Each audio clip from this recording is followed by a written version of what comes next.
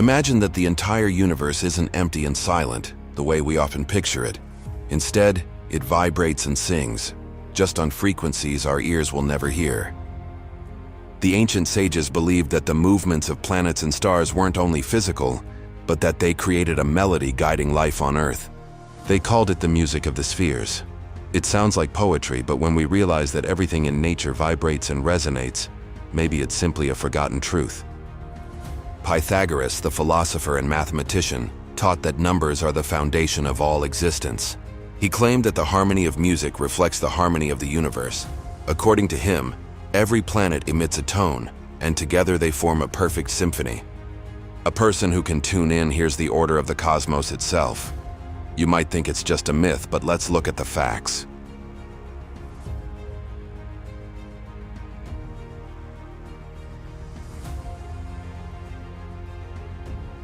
Planets truly move in rhythms that aren't random.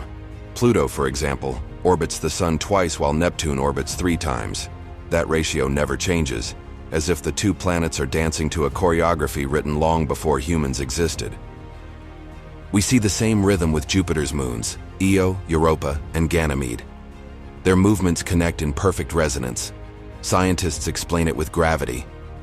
But isn't it strange that despite the complexity of the universe, celestial bodies move with the precision of musical intervals?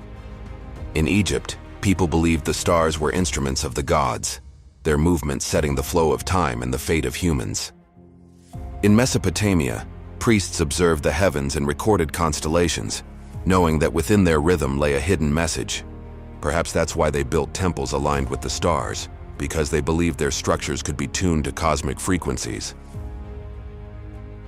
Today we have telescopes, probes, and instruments that ancient sages couldn't even dream of.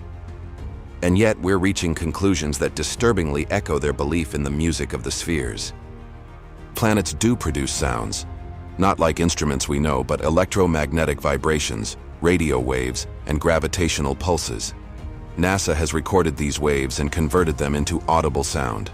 The result? Recordings that sound like choirs from another world. Saturn hums like distant organs. Jupiter roars like a storm in an endless cavern. Uranus whispers like a wind from nowhere. And Earth? Our planet sings a strange melody, deep, calming, like a constant lullaby. These sounds aren't fantasy, they're real data, and when you listen, you feel like you're hearing the echo of myths thousands of years old. Our planet has its own rhythm, the so-called Schumann resonance. Its fundamental frequency is around 8 Hz. Interestingly, that's nearly the same frequency as the human brain in the alpha state. Alpha waves are linked to calmness, relaxation, and dreaming. In other words, Earth and the human mind breathe in the same rhythm. Coincidence? Or proof that we're connected to our planet more deeply than we admit? Some scientists argue that changes in the Schumann resonance can affect human health. When the frequency rises, people often report fatigue, anxiety, even headaches.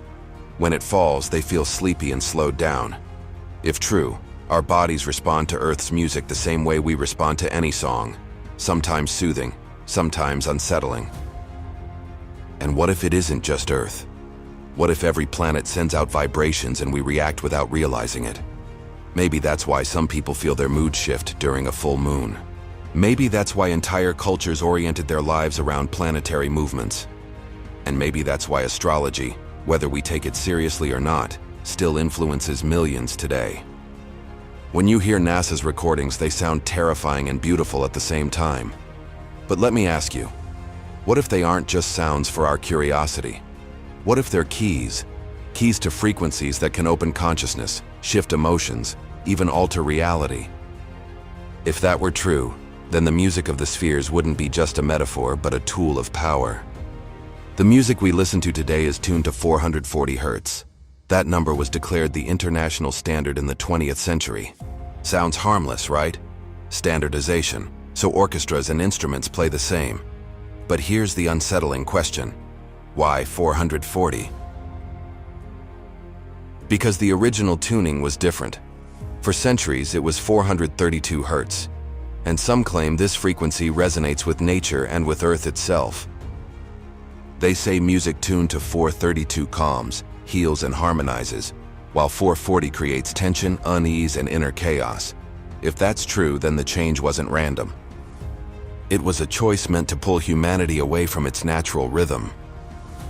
Now imagine someone wanted to control the mood of crowds. They wouldn't need weapons, just frequencies. Music, television, the devices around us, all could be tuned in ways that make our bodies react differently than they should. Sounds crazy? And yet scientists agree, vibrations affect our emotions. Play a high-pitched squeal and you'll feel instant agitation. Play deep tones and you'll feel calm.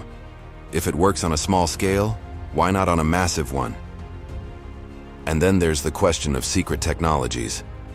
Programs like HARP are officially described as research into the ionosphere and atmosphere. But theories suggest they're actually about manipulating frequencies that can alter not only weather, but also human psychology. If someone could interfere with the Schumann resonance, they could influence billions of people at once, triggering fatigue, anxiety, aggression, silenced or unleashed at the push of a button. It may sound exaggerated, but remember, even during the Cold War there were experiments with so-called psychotronic weapons, tests to see if vibrations and fields could influence enemy behavior. Officially, they never succeeded. But do you really think superpowers would abandon a possibility like that? If the music of the spheres is a key to harmony, then its dark side is a key to manipulation. And if Pythagoras believed numbers and tones form the foundation of reality, then altering a single tone could alter the entire world. When a song moves you to tears, realize it's just vibrations resonating through your body. Now imagine someone deciding what vibrations you, your children, and all of humanity will hear. So I ask again, is this all just coincidence, or a deliberate severing of humanity from the frequency that once connected us to Earth and the cosmos? What if planetary resonance isn't just a physical phenomenon, but a bridge between our consciousness and the cosmos itself? Ancient mystics believed that when a person tuned into the right frequency, they could transcend the body and connect with higher realities. Today we call it meditation, altered states, astral travel. But maybe it's always been the same, tuning into the music of the spheres. Imagine each planet has its own tone. When those tones align, moments of perfect harmony appear. In astrology, we call this a conjunction or rare alignment.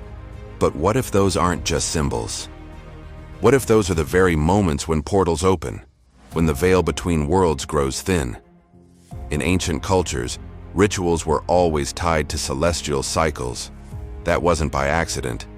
It was an effort to capture the moment when cosmic music opened the door to higher knowledge. Maybe you've felt that strange sensation, a day when everything flows, when events fall into place like gears in a machine, when it feels like something is guiding you. And then other days when nothing works, everything collapses. What if that isn't just mood or luck? What if it's resonance or dissonance? If that's true, then planetary resonance isn't just sound, it's energy that can shift consciousness. And what if someone controls that key? What if groups exist that know exactly when alignments happen and how to use them? Is it possible that the rituals of elites aren't merely symbolic, but performed at the precise moments when the music of the spheres opens gateways? And do you sometimes hear a faint melody when you look at the night sky? Do you feel peace when you stand in nature and everything around you grows still? Maybe that's no coincidence. Maybe you're hearing the echo of the universe. Maybe you're touching the truth that we aren't separate, but part of one great symphony. Planetary resonance reminds us the world isn't chaotic, even if it appears that way. There is rhythm, order, and harmony. We've simply stopped listening. And maybe that's the greatest secret, that anyone who tunes in again will realize the universe speaks, not in words, but in tones. You might say it's all just a beautiful metaphor, the music of the spheres, planetary resonance, vibrations we'll never hear. But let's ask one simple question. If the entire universe vibrates and we are part of it, how could it possibly not affect us? Every cell in your body vibrates. Every heart beats in rhythm. We are instruments played by the cosmos, whether we're aware of it or not. And then comes perhaps the most important question. If resonance can calm us, open our minds, connect us with nature, then it can also be abused. Music tuning, technologies that manipulate frequencies, secret experiments, all suggest someone understands exactly how powerful sound is. Maybe that's why we've been cut off from natural harmony. Maybe that's why we live in noise and chaos, so we'll never hear the melody that could awaken us. But here's the truth. The melody is always here. It cannot disappear. The music of the spheres plays every second, even when we don't hear it. And when you stop, turn off your phone, the noise of the streets and screens, you may feel it. Not with your ears, but with your heart. Because the heart knows the rhythm of the universe better than the mind ever could. As long as we stay deaf to the voice of the cosmos, we'll feel lost. But when we tune in, we may discover we've never been alone. That every step, every breath, is part of a music that began long before us and will never end. So let me leave you with one last question, one to carry with you after this video ends. Do you hear the silence? What if within that silence the universe is playing, waiting for you to join?